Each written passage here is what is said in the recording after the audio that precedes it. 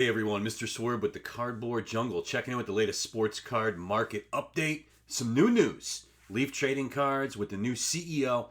Also wanted to offer some expanded thoughts on the state of the 2023 football card market.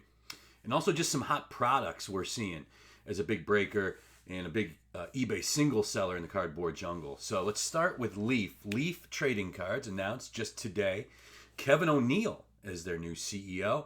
So O'Neill spent over 10 years at Topps, the last 6 months as their VP of hobby sales, and then just spent the last 1 month at Beckett in their VP of sales role. So what does this hire tell us? A couple things. One, you Leaf obviously looking at Fanatics Topps as their primary competitor, as obviously they should be with what they're doing in the industry right now.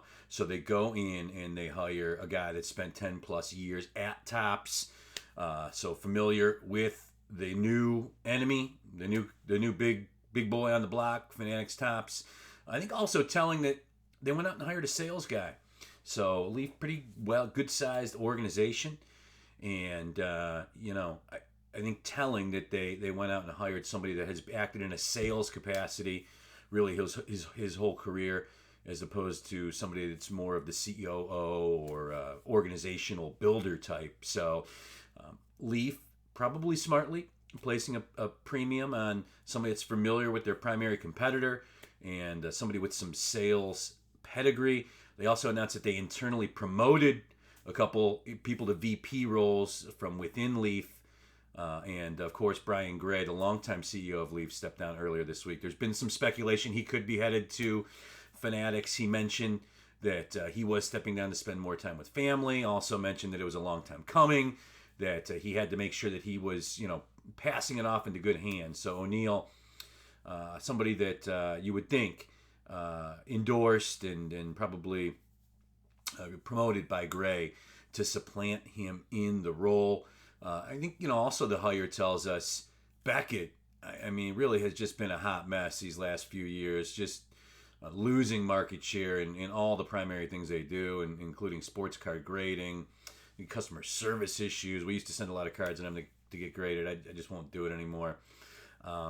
So Beckett, I think, continued woes. O'Neill spent just a month at Beckett in their VP sales role before jumping ship to head over to Leaf. So some interesting industry news that just broke today. Also wanted to just offer some expanded thoughts on 2023 football cards. And there's been no new news of note in this arena. But I think just, an escalating sentiment of a couple things. One, highly likely that Panini is going to continue to be able to produce football cards into the football season here. We mentioned on the last video the 5 products that they have slated for release in September. Especially with the whole change in control, kind of flimsy excuse given by the NFLPA that a lot of people are questioning the legal stickiness of that. So I think you're going to see Panini continuing to make football cards, Mosaic, Immaculate. You got the Donruss Elite. You got Panini Black, plates and patches. I think the 5 Panini football products slated for release in September. So all those people out there panic, give me no football cards in 2023. I would not panic. I think that Panini will continue to trudge forward. They formally have filed a request for arbitration. Seems like a reasonable request given what happened to them, and NFLPA kind of pulling the rug out from underneath them. I think when that first happened, some maybe speculated, hey, the deal with the NFL's next, and Fanatics is just going to own everything. They're going to own the players' licenses, and they're going to have the licensing agreement with the NFL for the team names and logos, and it's going to be Fanatics. We're going to be getting Topps Chrome football, fully licensed product in September, October. I don't see that happening.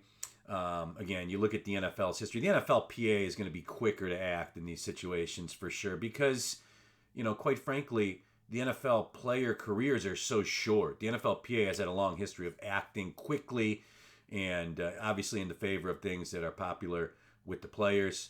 I think being honest here, both the NFLPA and the NFL want the deal with Fanatics and not Panini. NFL's got a large equity stake in Fanatics, as does the NFLPA. NFL already has history with Fanatics, doing the apparel and merchandise licensing with them. I've heard rumors that Topps Fanatics has offered NFL and NBA, for that matter, 2 times the royalties that they're getting from Panini. So I think that both the NFL and the NBA want to get in bed with Fanatics here, and it's most likely inevitable. But I don't think you're going to see the NFL do anything rash whatsoever. My guess would be that they're going to wait to see how this NFLPA, Panini arbitration thing plays out, and kind of sit on the sidelines. And my guess also is if indeed that is the case, and Fanatics Topps deems that a deal with NFL for their licensing rights to kind of complete the package is not imminent, I think you'll see Topps Fanatics immediately move to start to make unlicensed product. Quite frankly, they're probably already producing that product as we speak. And just given their history, their aggressive nature. So we'll see what happens there. Also, just wanted to pass along some color on some hot products we're seeing in the marketplace. And again, we're a big breaker and a single sell. We're not breaking, the big boy $1,000 entry fee. Hope you get a card breaks. Very man of the people breaks at the Cardboard Jungle. A lot of our breaks are under $20. So we're doing, low to medium high end products, and just some color we're seeing. 23 MLB. I've been saying this on our breaks for months now. I think we're going to be breaking, all breakers, 23 MLB for years. The same way we're still breaking a lot of 2020 football because of that ridiculous rookie class. This 23 MLB rookie class is it's off the hook. It's great. It's deep. It's good at the high end. It's outstanding. So as such, the products that we're seeing fill quickest, and it's some of these Topps products. Bowman's kind of receded into the rear view. You got Chrome coming out. You'll see that. We'll get a little bit of spike, but it's been Topps. It was Topps finest, and now it's Chrome and Pristine. The 2 products we're seeing a lot of demand for that we're doing breaks for. On the NFL side, I mean, we're going into the season, so people are quarterback chasing. So we're doing a lot of 2020 and 21 NFL breaks. 22, not as much, but I think that's partly because the 23 products are hot. I think people are unsure as of the landscape with 23 NFL. So, there's not much out either. I mean, if you're looking for NFL licensed stuff, Legacy and Luminance, we're doing a lot of those breaks. Those breaks are filling quick. Again, shouldn't be surprising. On the NBA side, we're seeing increased interest in the 22-23 product. And again, we've been saying on our breaks, I feel like people are sleeping on this rookie class. Maybe Wemby at the top, Paolo obviously the top guy, but Paolo, Walker Kessler doing a good job contributing for Team USA. You had Jabari Smith and Chet Holmgren that put on good performances in the Summer League that caused their card markets to spike. Keegan Murray had a good end of the year and got into the playoffs for the Kings. Ivy and Duran on the Pistons. Jalen Williams. I just think a lot of these guys, arrows pointing up. It's a really deep class, and in the 22-23 hoops has seen a little pickup in action. Also 19-20 hoops. Ja, Zion, Darius Garland, Tyler Hero. Obviously, prices of 19-20 wax have gotten pummeled because of Ja and Zion, but it's come down to the point now where, I think there's value there. So we'll see. Just a little market color. And again, Mister Swerb with the Cardboard Jungle. You can find us at thecardboardjungle.com. We're breaking Wednesday, Thursday, Friday night. We're on eBay and ComC, big sellers of singles on both. You can find us there under that name. And we'll be back soon for our next market update. Take care, everyone.